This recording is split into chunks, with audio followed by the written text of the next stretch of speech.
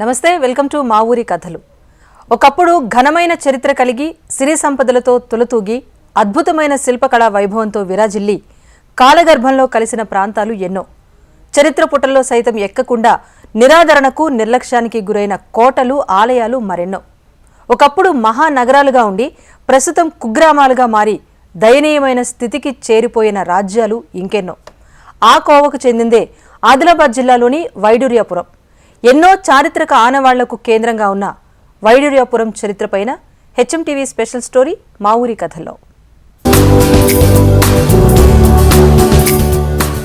ఇక్కడ కనిపిస్తున్న ఈ గ్రామం ఆదిలాబాద్ జిల్లా నేరేడుగుండ మండలంలోని వడూరు గ్రామం.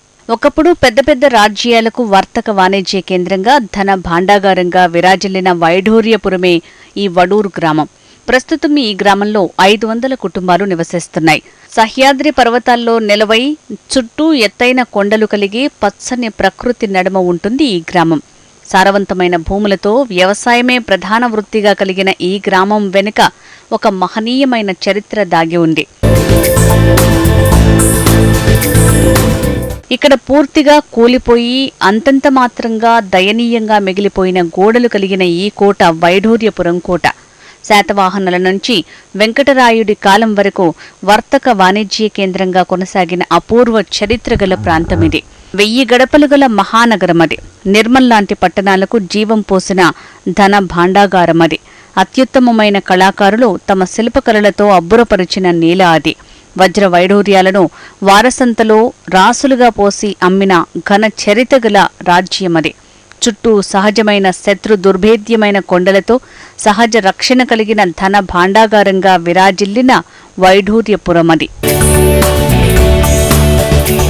1000 సంవత్సరాల క్రితం నుంచి వైడూర్యపురం వర్తక వాణిజ్యాలకు కేంద్రంగా కొనసాగిందని పలువురు చరిత్రకారులు చెప్తున్నారు.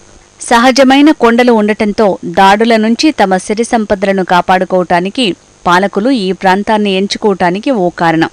శత్రువుల నుంచి ఖజానాను కాపాడుకోవటానికి గ్రామం చుట్టూ పెద్ద కందకం తవ్వారు అప్పటి పాలకులు. ఆ సమీపంలోని నిర్మల్ పట్టణం నిర్మాణానికి అవసరమైన ధనరాశులను అందించింది వైడూర్యపురం అని చెప్తారు చరిత్రకారులు.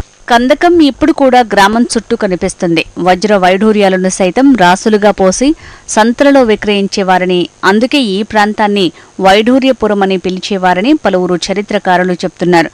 ఆ వైడూర్యపురమే కాలక్రమేణా ప్రస్తుత వడూరుగా మారింది.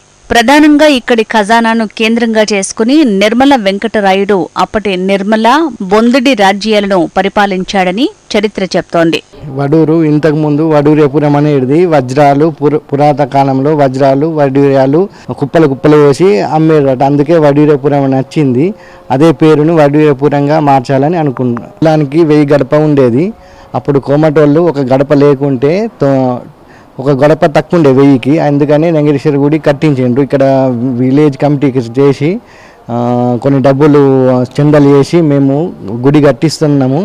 అట్లనే ప్రభుత్వం కూడా సాయం చేయాలని, లేకుంటే ఎండోపెంట్ కానీ ఏదో విధంగా గుడి కట్టించాలని కోరుకుంటున్నాం. అప్పట్లో వైడూర్యపురంలో 999 గడపలు ఉండేవని, ఈ సంఖ్య మంచిది కాదని, గ్రామంలో గడపల సంఖ్య 1000 పూర్తయితే గ్రామానికి మంచిదని, 1000 గడపలు ఉండాలనే సంకల్పంతో మరో గడపకు గుర్తుగా అప్పుడు గ్రామంలో సంగమేశ్వర ఆలయాన్ని నిర్మించారు. ప్రస్తుతం ఈ సంగమేశ్వర ఆలయం పూర్తిగా శిథిలమై ఆలయ అవశేషాలు మిగిలిపోయాయి. ప్రస్తుతం గ్రామ నడిబొడ్డున గల ఈ ఆలయంలోని విగ్రహాలు ఇప్పటికీ అప్పటి అద్భుతమైన శిల్పకళతో ఉట్టిపడుతున్నాయి. కోమట ఒక ఇల్లు తక్కువ ఉంటే అక్కడ నైరేశ్వర మందిరం వాళ్ళు నిర్మించారు. పురాతనం అది మా తాతలు తండ్రులు చెప్పంగా అయినది, కానీ మేము కూడా చూసింది కాదు. అది అన్ని కులాలు ఎక్కడ ఎన్ని కులాలు ఉన్నా కులంకు 1000 కడప ఉండేది ఇక్కడ. అయితే ఒకప్పుడు ఒక ఎద్దు తప్పిపోతే ఒక ఎడ్ల పోరాలకు దెంకుతే కూడా మర్ర పోరాల దాకా ఎద్దు కనబడలేదు. అసొంటి పెద్దగా ఉన్న ఊరు ఇది.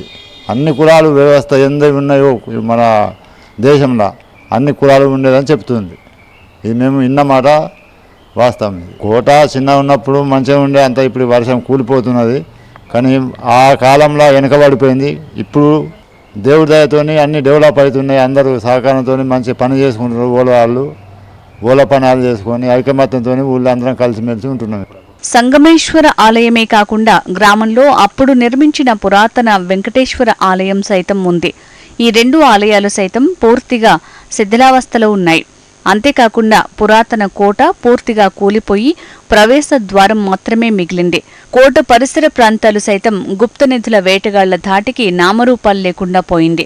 పూర్తిగా శిథిలావస్థకు చేరుకున్న వైఢూర్యపురం కోట పురాతన ఆలయాలకు పూర్వ వైభవం తెచ్చేలా జీర్ణోద్ధరణ కార్యక్రమాలను చేపట్టాలని గ్రామస్తులు కోరుతున్నారు. అంతేకాకుండా ఈ ప్రాంతాన్ని పురావస్తు శాఖ తమ ఆధీనంలోకి తీసుకుని పరిశోధనలు జరిపి రాబోయే తరాలకు చరిత్ర అందించాలని కోరుతున్నారు. వడూరు గ్రామానికి తిరిగి వైఢూర్యపురం అని నామకరణం చేయాలని కోరుతున్నారు. శాతవాహనులు 5-6 శతాబ్దంలో ఈ గ్రామాన్ని ఏర్పాటు చేయడం జరిగింది. శాతవాహనులు అమరావతిని రాజధానిగా ఏర్పాటు చేసుకొని ఇక్కడ మహారాష్ట్రలోని పైతాన్ వరకు రాజధానిగా ఏర్పాటు చేసుకొని మార్గమధ్యంలో వైఢూర్యపురంలో కూడా వారి యొక్క ఆధీనంలో వజ్ర వైడూర్యాలు గల్లీలలో వ్యాపారం చేసేవాళ్ళని మా పెద్దలు చెప్తూ ఉంటారు. మరి అలాంటి వైడూర్యపురం వారు నిర్మించినటువంటి కోటలు కిల్లలు కాలానుగుణంగా కాలగర్భంలో కలిసిపోయి అవన్నీ శిథిలమైపోయే ప్రమాదం ఏర్పడింది. మరి ఆనాడు వైడూర్యపురం అనేది ప్రఖ్యాతిగాంచింది, మనకు చరిత్ర కూడా చెప్తుంది. మరి ఈరోజు హైదరాబాద్ను కూడా ఒక మార్పు చేయాల, భాగ్యనగరం అనేటటువంటి డిమాండ్ మనం ఇవాళ చూస్తూ ఉన్నాం. అదేవిధంగా దాన్ని ఆసరగా తీసుకొని ఈ వైడూర్యపురాన్ని మళ్ళీ పునర్వైభవం వడూరును మళ్ళీ వైడూర్యపురంగా మార్చుకునే అవకాశం ఉంది. కావున గ్రామస్తులందరూ ముందుకొచ్చి ఏకవాక్య తీర్మానంతో దీన్ని కలెక్టర్ గారికి కానీ ప్రభుత్వానికి నివేదిస్తే ఈ వైడూర్యపురం పునర్వైభవం కలిగేటటువంటి